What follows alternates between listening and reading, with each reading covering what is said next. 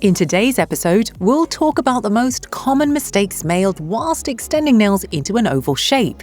We'll show you how to put on the form properly and what to avoid when sculpting and filing the shape.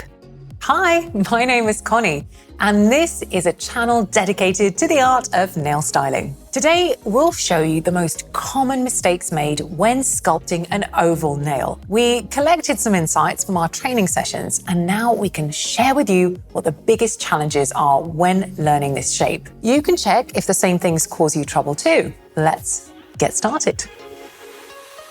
The product and tools we'll use today are cuticle bit number 9, 100 to 180 grit file, purple forms, acid-free primer, easy shape gel in light rose, green star 2.0 and tip-top top coat. Additionally, we'll need purple cleaner and sheer super shine cleaner. The oval is the most universal shape. Firstly, it looks great on any nail. Secondly, it can be short and still look absolutely stunning. It's a perfect solution for those who haven't extended their nails before and are afraid that the extra length will get in the way of their day-to-day, but still want the nail to be slightly elongated. Long story short, the oval is perfect for first-time extensions. However, you do have to keep in mind that just as the almond looks bad if done too short, an oval done too long can look clunky, a bit like a shovel. In any way, you need to know your ovals. Today, we'll show you all of the most common mistakes which can happen when shaping an oval. Let's be wise and learn from others' mistakes so we can create a perfect oval every time. As always, we start every appointment by disinfecting our hands, disinfecting our clients' hands, and putting on disposable gloves. Using the 180 grit side of a 100 to 180 file, we shorten and smooth out the free edge of the nail. Then we use the same grit to buff the nail plate. We pick up the bit number 9 and set it between 15 to 18,000 RPM. Moving from right to left in a sweeping motion, we lift the nail fold and remove the cuticles. Then we use a pad soaked in purple cleaner to dehydrate the natural plate. And here we have mistake number 1. Placing the form too low or too high. In this case, we'll end up with an upward slope or a nail that's facing jarringly downwards. Correctly applied form should be placed straight on to check where we need to cut it out to match the shape of the natural plate. Mistake number 2 is cutting the form too wide or too deep. If there are gaps, once the form is placed under the nail, gel will flow through them and create holes in the structure. The correct process is to first cut through the upper perforation and peel away the egg. We place the form straight on, checking where it doesn't fit well. As you can see, there are gaps at the side, which is why we need to make the form deeper. Again, we check if the form matches the nail nicely, and we see that it does. We peel it away from the backing paper and place it meticulously under the nail.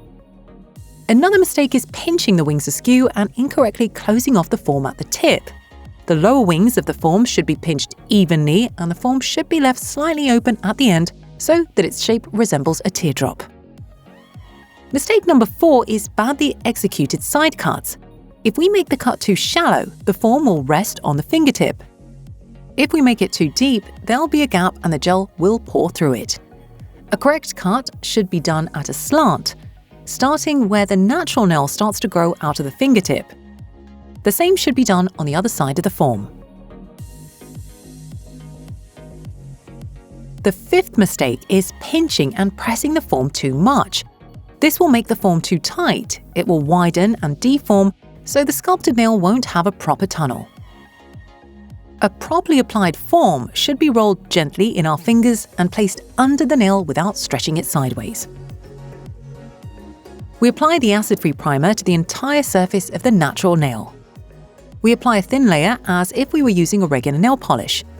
Then we apply a small amount of perfect base and, using gel brush number 6, we rub the base coat in so that we can still see the buff texture underneath. We cure the base in the lamp for 30 to 60 seconds. A badly built frame is another mistake, mistake number 6. Badly shaped side edges and lack of a visibly marked oval shape. The frame we see here is too pointy and long. So how do we properly build a safe and durable structure? We use the Easy Shape Light Rose Gel to build a shape up to line number 2 on the form. We make the sides run straight from the sides of the natural nail and slightly round the top. We sculpt the shape so that it looks symmetrical and even when looking at the nail from above. Before we place the nail in the lamp, we check that the form is still nicely stuck together, then cure for 60 seconds. All technical shapes require the side edges to run straight from where the natural nail grows. As a result, we get a nice tunnel and the nail is less susceptible to breaking and chipping. We crush the form from underneath, unstick it from the fingertip and pull it down. The seventh mistake is an incorrect distribution of the product.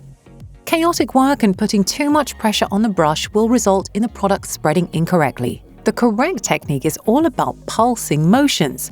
Using gentle movements, we spread the gel around the whole surface of the structure. Another mistake will be a high apex and disproportional amount of product with respect to the natural nail.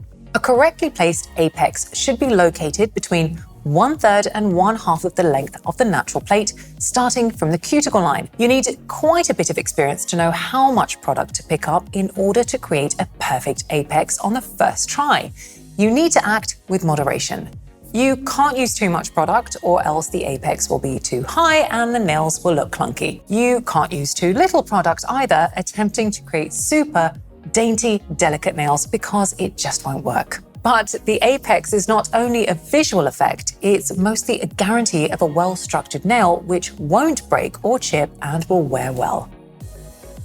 An apex in the wrong place is also a structural mistake. If it's too close to the cuticles, there will not be enough product in the stress point.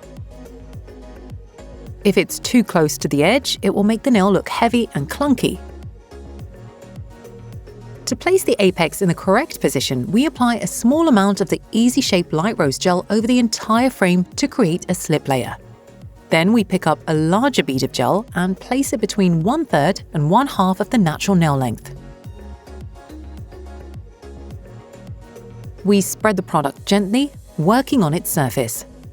We spread the gel left to right, then right to left, slowly dragging the product towards the free edge.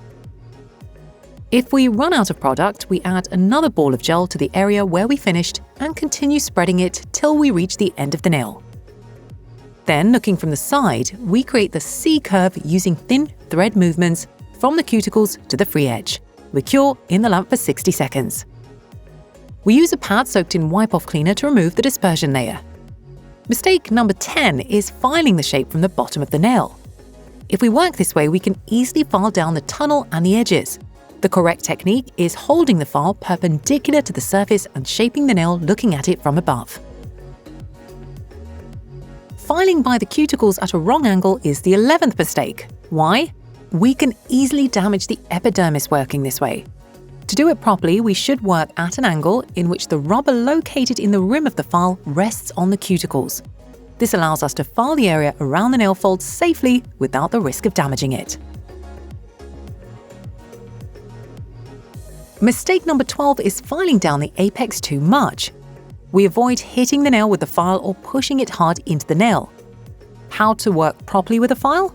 We place it flat by the cuticles, hold it against the surface of the nail, and gently file towards the free edge, correcting the C curve. We connect the center with the side of the nail and round the side walls. Then we look at the tunnel and check if we file down all of the thicker areas. The last mistake can be made when filing the side edges. We don't highlight the edge we sculpted with gel, as once the nail starts growing out, it will create a step. From the point where the natural nail grows out of the fingertip to the tip of the nail, we must create one smooth curve. We place the file from the bottom and avoid any quick, forceful and chaotic movements. We hold the file against the edge at all times until we create the final shape. We clean any nail dust off with the cupcake brush. We file the other side in the exact same way, checking if the sides of the tunnel remain on the same level. We add the final touches, and using a 180 to 220 buffer, we even out the entire surface, then clean the dust off with the cupcake brush. Once the nail is dusted off, we can wipe it with a pad soaked in wipe-off cleaner, but we don't have to. If you're running out of wipe-off, you just need to focus on getting rid of all the dust from all areas of the nail, top and bottom. Now, you met Green Setter for the first time in a past video. Now it's time to unveil Green Setter 2.0. We cover the nail with the Green Setter 2.0. We apply 2 layers. The first one at a slight distance from the cuticles. The second layer is supposed to improve the pigmentation and spread the colour under the cuticles. We cure each layer in the lamp for 30 seconds. We cover the whole nail with tip-top top coat and cure again for 30 seconds. And that's it. This is what an oval should look like when done correctly. And sadly, that's the end of our episode. Let us know in the comments below if you like the oval shape and what your thoughts are on Green Setter 2.0. Thanks for watching. See you next time.